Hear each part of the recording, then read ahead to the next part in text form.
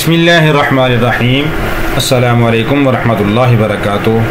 محترم ناظرین، مسجد غمامہ مسجد نبوی کے بالکل سامنے یہ باب السلام گیٹ سے تقریباً 200-300 میٹر جنوب وسط کے اندر واقع ہے، اور اس مسجد کی اہمیت کا اندازہ اس بات سے لگایا جا سکتا ہے کہ یہ ایک تاریخی متبرک مسجد ہے کہ اس کے اندر رسول پاک صلی اللہ علیہ وسلم نے بھی نماز ادا فرمائی۔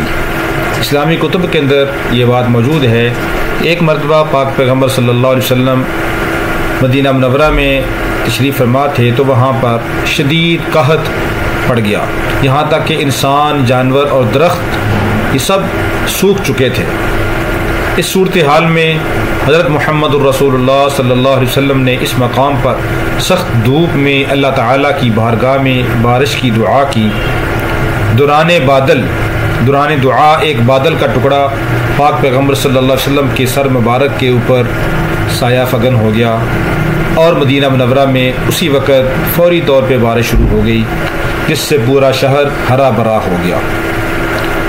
اس وقت حضرت امام حسن علیہ السلام بھی آپ صلی اللہ علیہ وسلم کے ساتھ تھے۔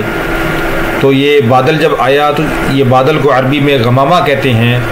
اسی واقعہ کی مناسبت سے اس مقام پر جب بعد میں مسجد بنائی گئی تو اس کا نام مسجد غمامہ رکھا گیا، کیونکہ عربی زبان میں غمامہ کا مطلب بادل ہے۔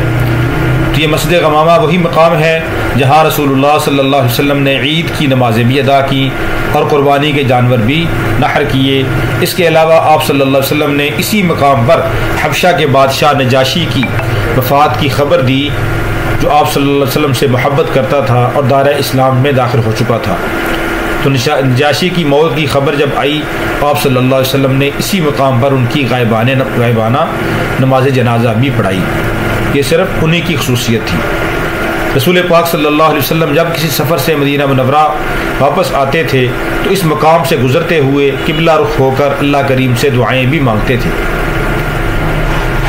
آج بھی یہ مسلمانوں کے لیے مسجد یہ کھولی جاتی ہے، اس کے اندر لوگ نوافل ادا کرتے ہیں برکت حاصل کرنے کے لیے، اور اس مسجد کو اب ماشاءاللہ بہت ہی خوبصورت بنایا گیا ہے۔